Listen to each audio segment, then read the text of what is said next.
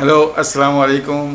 Doctor Khan एक बार फिर आपकी खिदमत में हाजिर है अपने एक नए व्लॉग के साथ। आज का व्लॉग जैसा कि आपको पता है कि हर 2-3 हफ्ते के बाद जो है मैं सवालों के जवाब देखता हूं, तो आज हम कुछ दिलचस्प सवालों के जवाब देंगे। इससे पहले कि मैं आगे बढ़ूं, आपसे रिक्वेस्ट है कि मेरे चैनल को सब्सक्राइब करें, बेल आइकन प्रेस करें और शेयर करें। नाजरीन, पिछले दिनों जो है मुझे काफ़ी ईमेल्स आई और लोगों ने मुझे ये कहा कि आप जो है वो कोविड-19 के अलावा भी कुछ और टॉपिक से बात करें, तो यकीनन आपकी जो आ रहा है वो बहुत ज़्यादा जो है वो अहमियत रखती है मेरी नज़र में। और मैं इंशाल्लाह इस हफ्ते के बाद नए मज़ामीन पे बात करूँगा इंशाल्लाह, और नए टॉपिक्स पे इंशाल्लाह डिस्कशंस होगी। मुझे पता है कि लोग जो है काफ़ी परेशान हो गए, इसलिए कि कोविड-19 हर जगह, तो लोगों के दिमाग से बस एक ही बात निकलती है, बस कर दो बस कर दो बस कर दो। तो डेफिनेटली मैं दूसरे टॉपिक्स पे ज़रूर बात करूँगा इंशाल्लाह नए आने वाले हफ्तों में। असल में हुआ ये कि कुछ हफ्ते पहले हमारे वज़ीर आज़म साहब इमरान खान ने जो है एक वैक्सीन ली, साइनोफार्म चाइनीज़ वैक्सीन, और उसकी पहली जो डोज़ उन्होंने ली, उस डोज़ के बाद हुआ ये कि कुछ साइन सिम्टम्स उनको अपीयर हुए, और फिर जब उनका टेस्ट कराया गया तो पता ये चला कि वो कोविड पॉजिटिव या मस्बत आ गए हैं। तो बस फिर क्या था जनाब, एक खौफ की लहर दौड़ गई पूरे पाकिस्तान में, और लोगों के सहल में तरह तरह के सवालात उठने लगे कि क्या हमें वैक्सीन लगवानी चाहिए नहीं लगवानी चाहिए, और जिन लोगों ने पहली डोज ले ली है क्या उनको कोई इन्फेक्शन तो नहीं हो जाएगा। तो इस तरह के सवालात और वसवसे आने लगे, और इन वसवसों को जो है दूर करने के लिए लोगों के जहनों में सवाल आए, और उन सवालों के जवाब के लिए जो है उन्होंने मुख्तलिफ जो है लोगों को कॉन्टैक्ट किया। तो मुझे भी काफ़ी ईमेल्स आई। तो चलिए कुछ इन 3-4 दिलचस्प सवाल जो हमने सेलेक्ट करते हैं, उसमें 3 सवालों का मैं हर हफ्ते जो है जवाब देता हूँ। तो पहला सवाल इसी ज़िम्न में था कि इमरान खान को वैक्सीन लगने के बाद कोविड पॉजिटिव या मस्बत क्यों आया रिज़ल्ट, और वो मस्बत क्यों हुए। तो मैं आपको बहुत ही सिंपल अल्फाजों में, बहुत ही आसान लफ्ज़ों में बताना चाहता हूँ कि कोविड-19 वैक्सीन जो है वो कोई भी किस्म का जो वायरस है कोविड-19 का कोई भी स्ट्रेन जो है वो ट्रांसफ़र नहीं करती। और मैंने अपने पिछले व्लॉग्स में अच्छी खासी जो है इसकी तशरीह की है, एक्सप्लेन किया इसको कि इस तरह के जो है ना हैं किस्म के वहम हैं, उनको दूर कर लेना चाहिए कि कोविड वैक्सीन जो है कोई भी वायरस ट्रांसफ़र नहीं करती। होता ही है, मैं आपको बताना चाहता हूँ कि कुछ लोगों के सिम्टम्स जो है वो थोड़ी देर में अपीयर होते हैं, कुछ लोगों में जो है सिम्टम्स अपीयर ही नहीं होते, उनको हम एसिम्टोमेटिक कैरियर कहते हैं। इन एसिम्टोमेटिक कैरियर का पता ही नहीं चलता कि उनको वायरस है या नहीं है वायरस। तो इमरान खान ने जब वैक्सीन लगवाई तो उस वक्त तक उनका जो है वो पता नहीं था कि उनको वायरस हो चुका है। तो मैं आखिर में यही कहूँगा कोट एंड कोट कि ना इमरान खान का कोई कसूर है और ना ही वैक्सीन का कोई कसूर है। चलिए दूसरे सवाल की तरफ चलते हैं। वैक्सीन की एफिकेसी के बारे में सवाल है ये कि चाइनीज़ की वैक्सीन जो है इफेक्टिव है या नहीं है, इसकी वैक्सीन की एफिकेसी कैसी है।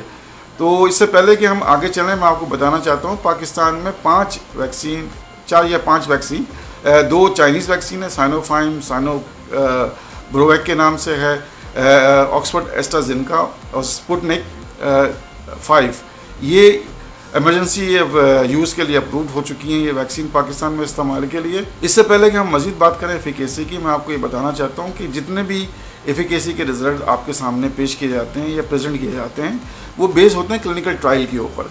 और क्लिनिकल ट्रायल जो हुए थे जब इन्होंने ये वैक्सीन स्टार्ट की थी, एक्सपेरिमेंट्स किया था, तो उस वक्त ये क्लिनिकल ट्रायल्स हुए थे।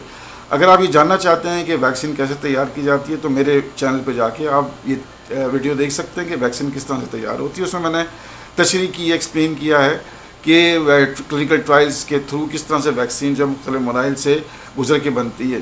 तो मैं बात कर रहा था कि ये जो रिजल्ट्स हैं एफिकेसी है ये क्लिनिकल ट्रायल की बेसिस पे किए जाते हैं। और ये जो स्लाइड आपके सामने चल रही है और बताया जा रहा है कि इसमें 90% जो है ये वैक्सीन इफेक्टिव है और 70% ये वैक्सीन इफेक्टिव है, ये सब जो है ये दरअसल क्लिनिकल ट्रायल्स के नताइज हैं।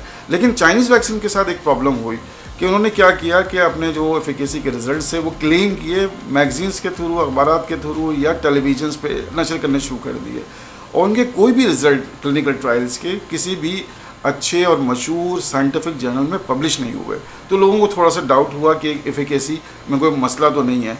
इससे पहले कि हम मज़ीद आगे बात करें, आपको ये समझना होगा कि इफेक्टिवनेस वैक्सीन की है क्या, ताकि आपके जो है बिल्कुल सुकून हो जाए कि जी कोई भी वैक्सीन आप लगा रहे हैं तो आपको कोई भी शक व शुबा ना हो। तो चलिए मैं आपको बताने की कोशिश करता हूँ कि वैक्सीन की इफेक्टिवनेस को किस तरीके से मेजर करना है आपने जब आप वैक्सीन के बारे में सोच रहे हैं।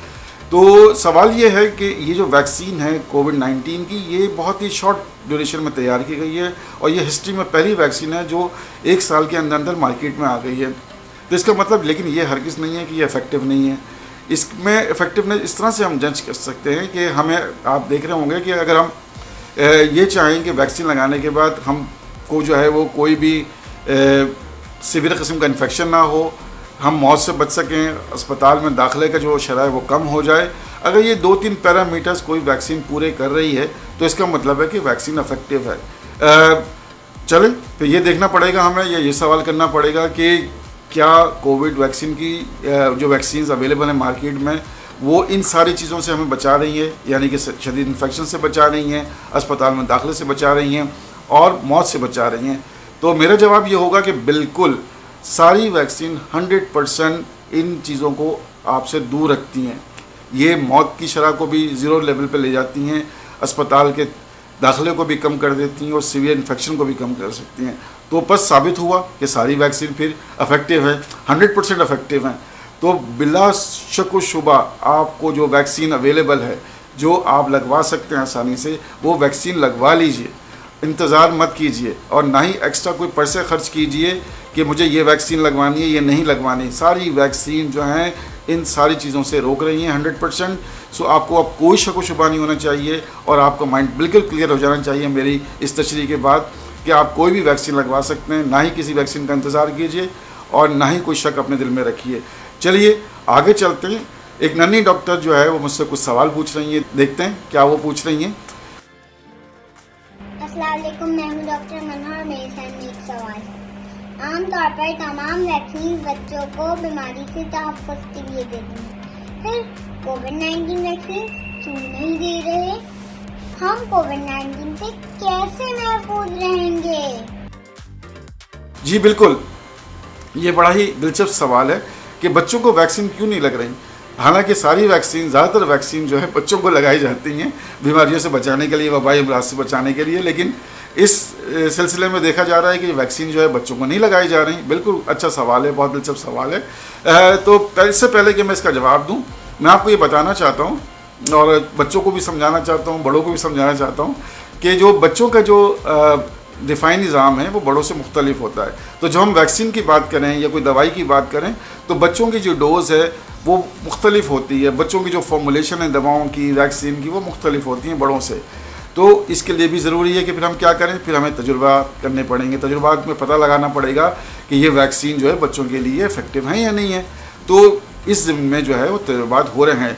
मॉडर्ना ने अभी अनाउंस किया है कि वो 6 माह से लेकर 12 साल तक के बच्चों में 7,000 बच्चों में एक स्टडी शुरू करने वाले हैं। इसके अलावा जो है जॉनसन ने भी ये अनाउंसमेंट की है कि वो नौमौलूद बच्चे और बड़े बच्चे और 12 साल तक के बच्चों के लिए एक तजुर्बाती जो है क्लिनिकल ट्रायल स्टार्ट करने वाले हैं। तो बहुत जल्दी तकरीबन साल भर के अंदर अंदर इनके रिजल्ट्स इंशाल्लाह हमारे सामने होंगे और जब हमारे सामने रिजल्ट आ जाएंगे तो बिला शक व शुबा हम बच्चों को वैक्सीन दे सकते हैं। लेकिन जब तक वैक्सीन मार्केट में नहीं आ रही तो मैं आपसे रिक्वेस्ट करूँगा, आप सबसे रिक्वेस्ट करूँगा कि प्रिवेंटिव मेजर जारी और सारी रखिए, मास्क पहनिए, सोशल आइसोलेशन मेंटेन रखिए, हाइजीन का ख्याल रखिए, हाथ धोते रहिए और क्राउड से बचिए। उम्मीद है आपको ये वीडियो मेरी पसंद आई होगी। अगर पसंद आई है तो प्लीज़ शेयर करना ना भूलिए। अल्लाह निगहबान, टेक केयर।